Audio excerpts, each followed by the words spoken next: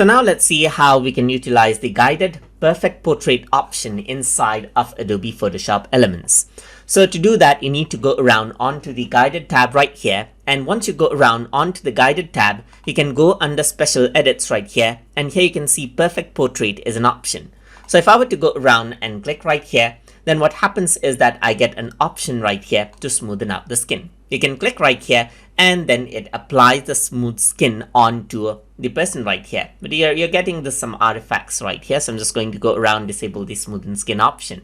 You can go around and increase the contrast right here between the black and white, so the face pops up more. And you can use the remove blemishes tool right here to remove out the blemishes just by drawing over them. You can go around onto the tool option right here, increase the size of the brush as well, and just draw around right here just like this. So this is what you have, as you can see right here, and just go around and then just draw around the blemishes right here, just like this as well. So let me just go around, draw around over here as well, and just over here as well, as you can see. So once that is done, you can also whiten the teeth. If there's teeth, you can select it out and they become white right here. But I don't have any teeth, so I'm just going to press Ctrl Z right here and go to brighten eyes. So I'm just going to go around and click and drag around the eyes right here and they brighten out. You can go around onto darken eyebrows and draw around the eyebrows right here and they darkens out, as you can see right here.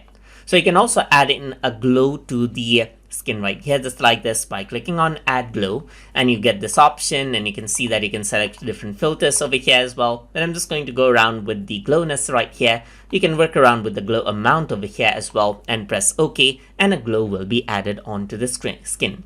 If this is a full body width picture, you can also slim down the character right here, just like this. And then what happens is that the person will be more seem more slim down right here. It just pulls the picture, that is, it squeezes out the picture to make make someone more slimmer. Then this is what you have right here. Then you can click on next and continue editing this in Quick or Expert, or save this out.